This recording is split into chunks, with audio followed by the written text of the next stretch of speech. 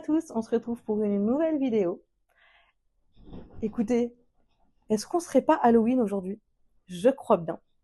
Donc je vous souhaite à tous un très joyeux Halloween. Surtout faites-vous peur, c'est très important.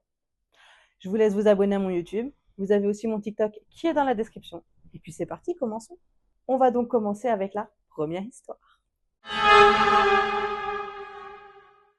Depuis aussi longtemps que je me souvienne, j'ai été absolument obsédée par tout ce qui concerne Halloween. Le gore, la violence, la peur, la mort, le chaos et surtout le lâcher-prise des inhibitions. C'est une fête de pure indulgence et de débauche. J'ai toujours pensé que c'était une fête taillée sur mesure pour mes goûts. Enfant, je pense que mon exubérance pour les festivités a pu être une source d'inquiétude. Mais mes parents ont fini par l'accepter et peut-être même me comprendre un peu mieux, je crois. La petite ville du Minnesota où j'ai passé ma petite enfance s'investissait vraiment aussi dans cette fête. Alors je suppose que cela a pu ajouter de l'huile sur le feu. Quand je dis qu'ils s'investissent vraiment, je veux dire que c'était bien plus que des quelques petites décorations inoffensives dans la rue principale. Toute la ville se donnait à fond. Pendant tout le mois d'octobre, les festivités s'intensifiaient. Il y avait un carnaval au centre-ville et des bals dans la salle agricole. Les rues étaient décorées d'épouvantails, de citrouilles, de toiles d'araignée et d'autres. Le parc, près de l'école, devenait une marée hantée, et la ferme Mason, à la périphérie de la ville, sculptait un labyrinthe dans le coin arrière de leur champ de maïs. Chaque bâtiment de la rue principale se transformait en sa propre vision d'un manoir hanté, d'un hôpital psychiatrique abandonné, ou de toute autre incarnation macabre que le propriétaire ou le commerçant pouvait imaginer et construire. Le chemin le long du ruisseau, qui longeait le côté nord de la ville, accueillait même une randonnée hantée effrayante. Je crois que je m'en souviens le plus vivement. J'ai toujours voulu faire partie de ces gens qui se cachaient le long de ce chemin pour sauter et faire peur aux randonneurs. Je n'y suis jamais parvenue officiellement, cependant, la ville a cessé de célébrer complètement après la disparition de ses enfants.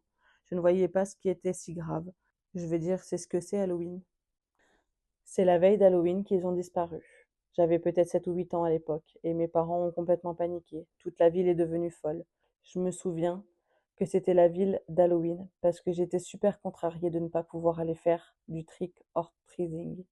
La ville est entrée dans une sorte de confinement total avant que les confinements ne soient à la mode. Les enfants disparus avaient juste quelques classes d'avance sur moi à l'école et ne pouvaient pas avoir plus de 12 ans.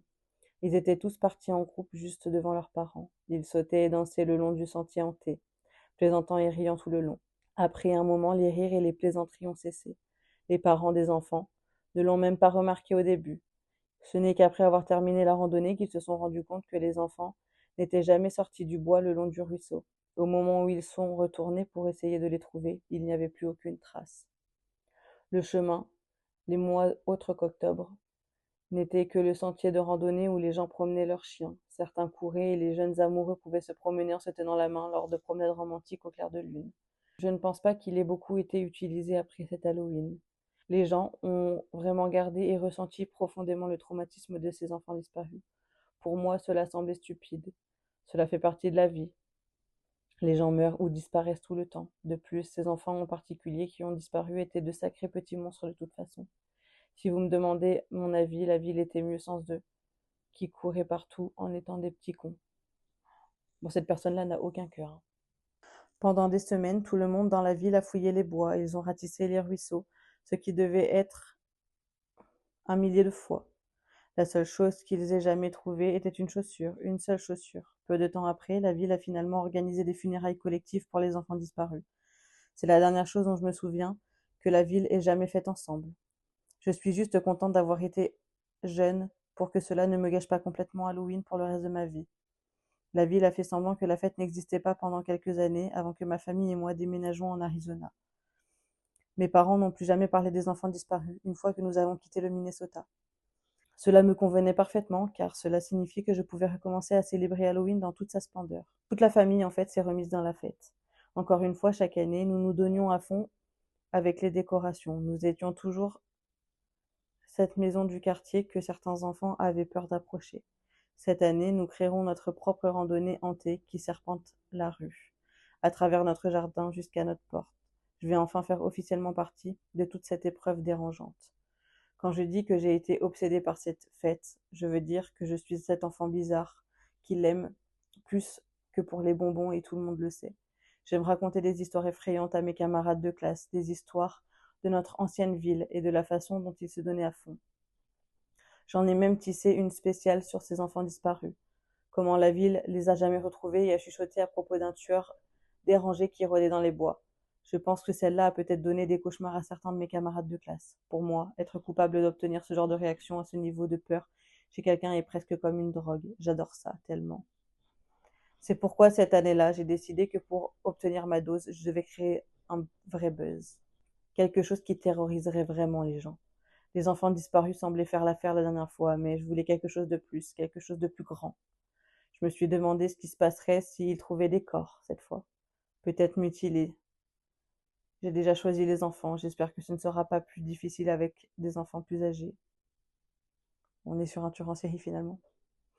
Je pensais que mes parents seraient furieux lorsqu'ils découvriraient mon plan, mais à ma grande surprise, ils ont parfaitement compris et ils m'ont dit qu'ils connaissaient mon addiction. Papa a raconté comment ils avaient réussi à cacher les corps dans le Minnesota pour que je ne sois pas prise. Je me suis toujours demandé comment personne ne les avait jamais trouvés, mais j'étais trop excitée par la peur que le mystère causait pour poser trop de questions, je suppose.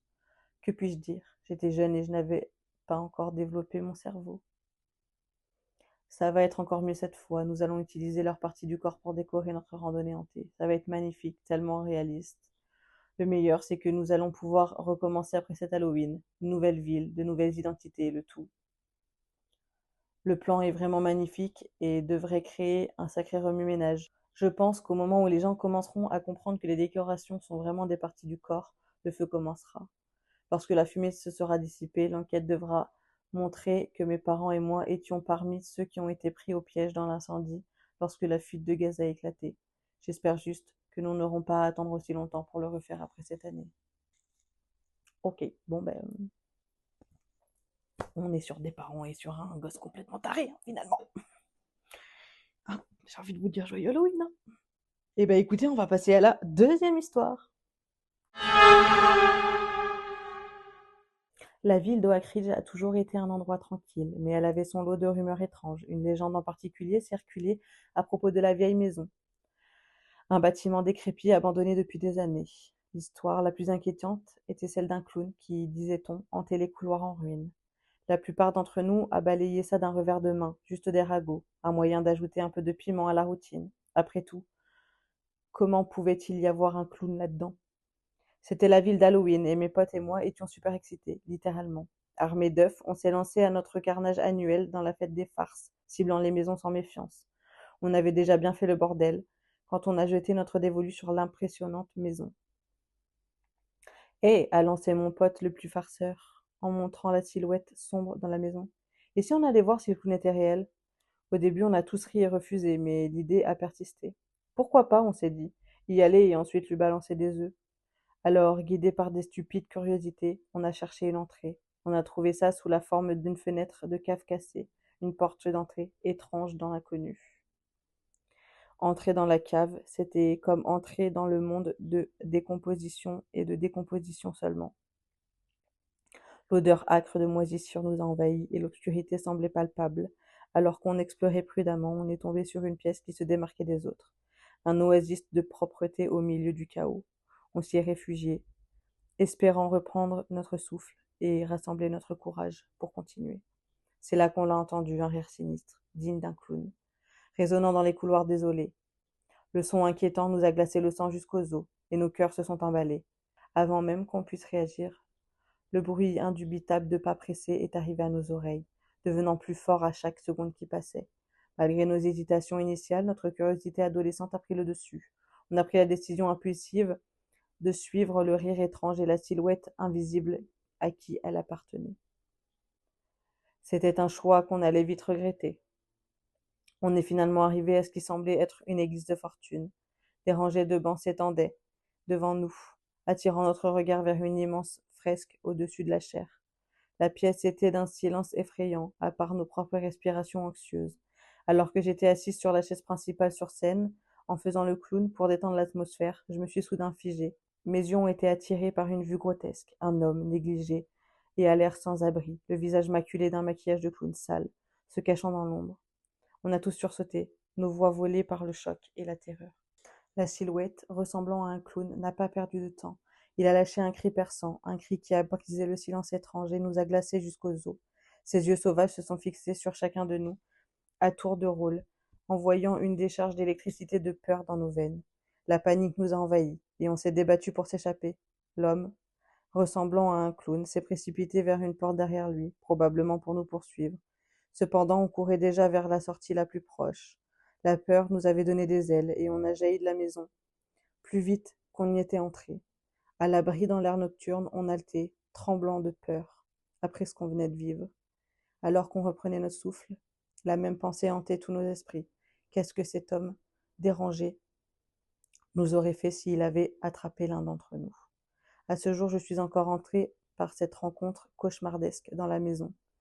Je me demande si le clown rôde toujours dans ses profondeurs en ruine, attendant que d'autres groupes d'adolescents curieux trébuchent sur son repère sinistre, ou si notre présence l'a chassé, le faisant disparaître dans l'obscurité une fois de plus. Écoutez, c'est la fin de cette vidéo. Quoi de mieux que de finir par une petite histoire de clown bien flippante? Je pense qu'on ne pouvait pas faire mieux. Je vous souhaite encore un très joyeux Halloween et on se retrouve très bientôt pour une nouvelle vidéo. Et je vous fais plein de bisous.